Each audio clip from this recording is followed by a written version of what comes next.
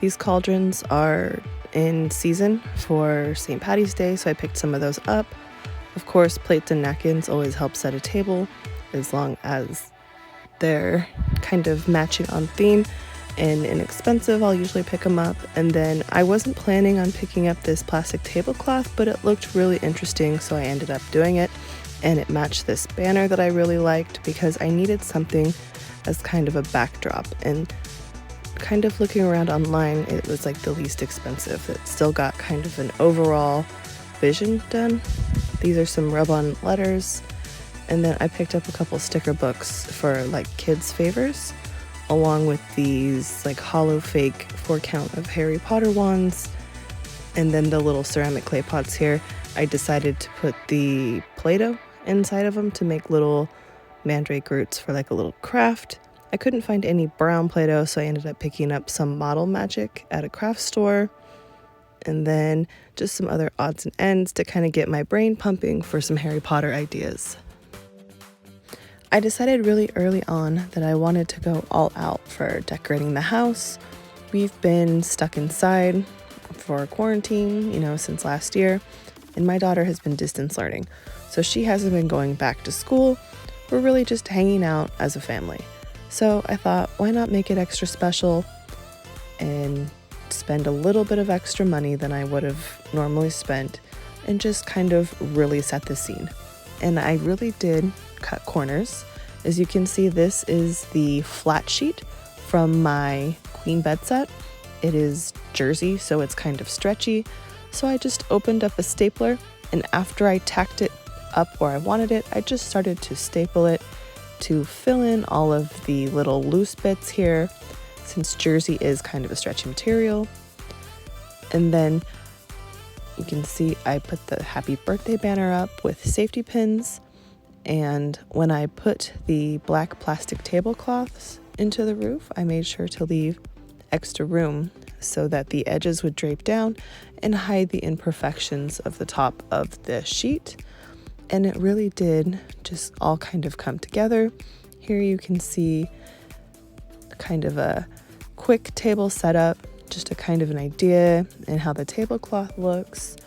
And I purchased more tablecloths from the 99-cent store as a backdrop here. You can see this is my favorite Hagrid with the happy birthday cake. We've got the magic wands on display with a little owl in the cage. I bought these owls at Michael's. I think they were like $6 or $7 a piece, but it was a special request from my daughter, and I think they made the whole thing look really cute. Here you can see that the tablecloths I purchased are just kind of bunched up and stapled up there, and then I left enough gap to hang down the tablecloth here. And you can see in the corner, it's not even in the corner, it's several inches away. So I decided to do the Great Hall theme in the dining room, and then on my bar, I'm doing a Honeydukes kind of a theme. Here I got some of the cheaper tablecloths from the 99-cent store and draped them over themselves a little bit and kind of stapled them up. It's a little rough, but it really just kind of creates an atmosphere, kind of a backdrop to all the candy. And one of the gifts for my daughter's birthday was we went to a local candy shop and spent some money buying some of the local candy. It was a little expensive, but I was able to find some of the Harry Potter themed stuff, so that was kind of exciting. Instead of a birthday cake, I took a couple of store-bought cupcakes and put those plastic cauldrons on top and filled them with some of the gummy snakes, and I called them Cauldron Cakes. You can't do everything, so I really cut corners on the food. Here is the candy bag from the candy store. It was plain white, so I just drew a little owl on it to make a favorite bag.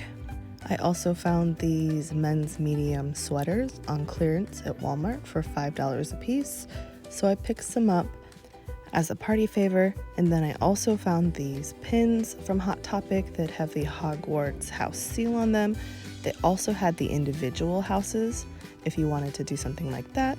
And the pens ended up being less expensive than ordering iron-on patches online. I also picked up this blanket and the Gryffindor socks from Hot Topic. It's one of the only places I could find Harry Potter stuff, not around Halloween time or even Thanksgiving time. So I was pretty happy with these, and I'm really happy with the quality. They're pretty decent. Of course, what's a Harry Potter birthday without Harry Potter potions class? Here we have a bunch of glitter and some hair gel to make some fake potions for decoration. And then I bought a bunch of glitter glues and just some regular white glues from the Dollar Tree in the 99-cent store. And we plan on making some slime.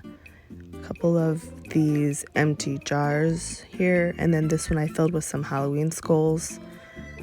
And then I actually filled this one with the contact solution, which is an ingredient for the slime.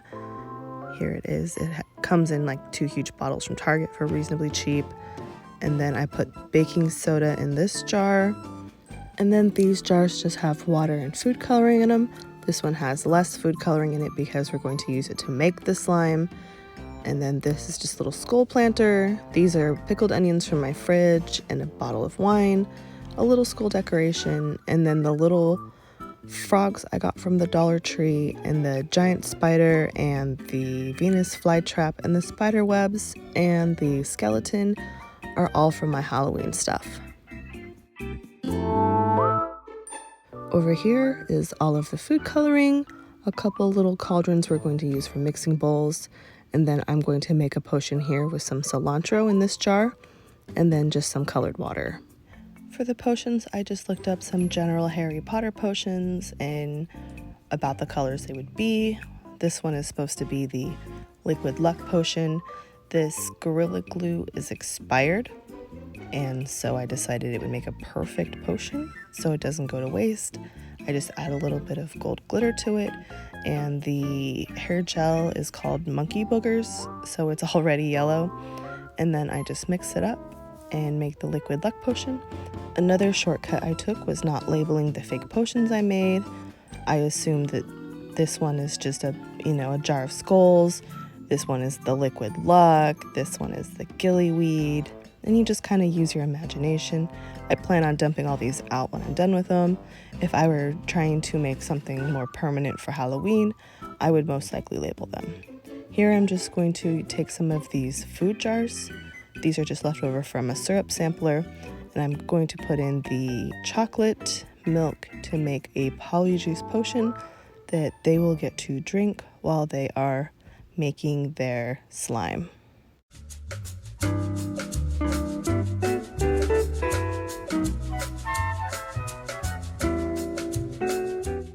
First up is the Cauldron Cakes. These were super easy. This was super easy. It's just marshmallows with the lollipop. These are the chocolate frogs I found at the candy store. Gummy frogs, rock candy, little lollipops, more cotton candy.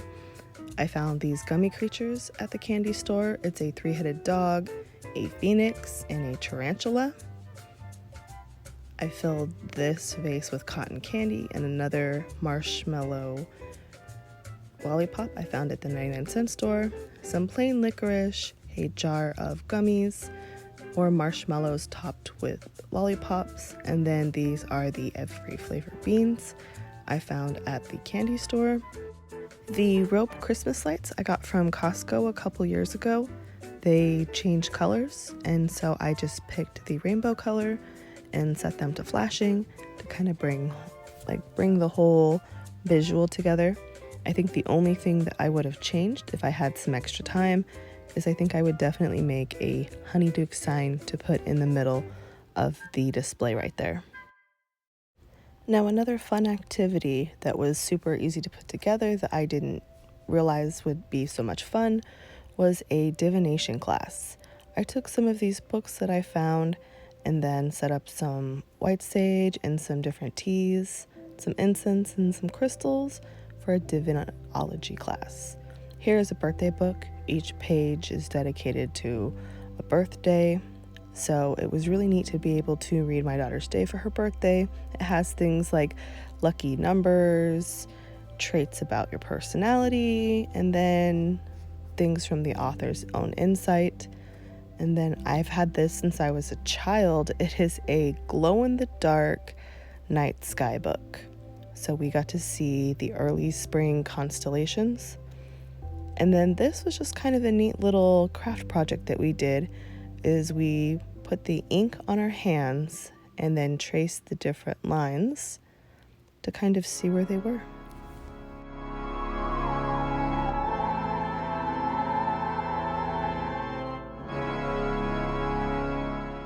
For the potions class, we decided to make slime. If you wanted to, you could do it as like a drink mixing station and do like soda syrups and just carbonated water, and then make different flavored drinks. But my kids are a little younger, so my youngest is 4.5. My daughter's 9, so I figured that making slime would be the perfect kind of an activity for them. You really kind of need to judge it on your own kid's age or the party of the kids that you are throwing, but my kids are still a little bit on the young side, so they want a messy craft, so we made slime. A tip for the slime is after we made it in the cauldrons, I let them play with the slime in a pie plate, and it really kind of kept the mess to a minimum.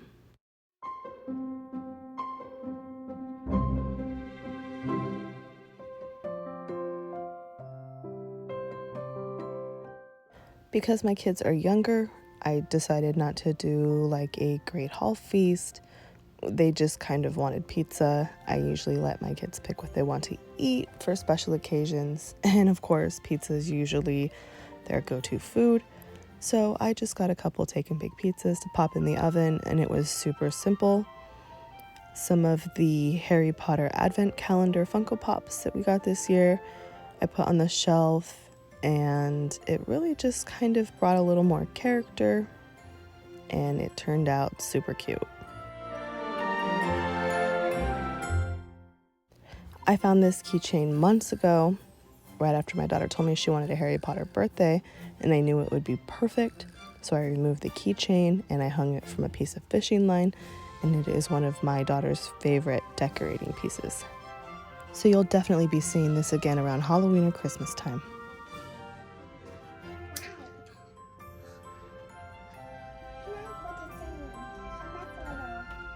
Okay, you don't have to sing.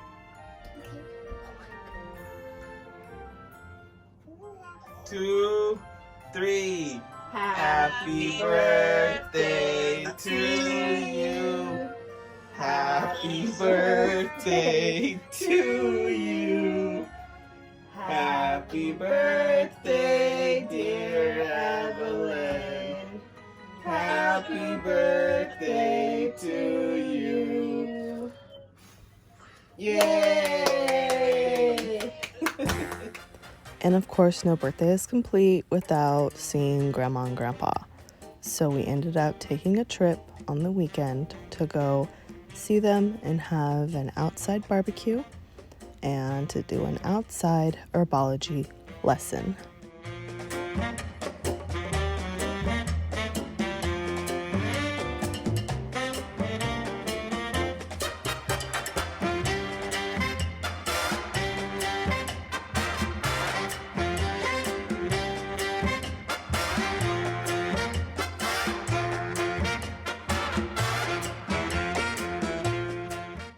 My kids love citrus, so of course we picked some tangerines that were so ready to come off the tree.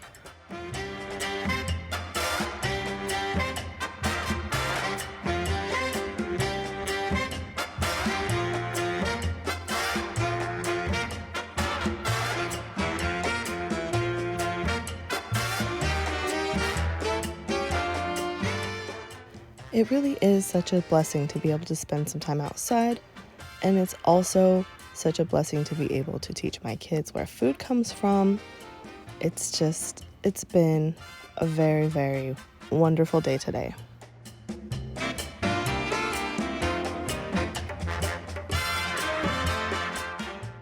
And of course, the herbology lesson ended with the making of some mandrake roots. And everybody enjoyed this activity. It was really easy. There wasn't a lot of mess, especially since we did it outside, and the kids had a lot of fun.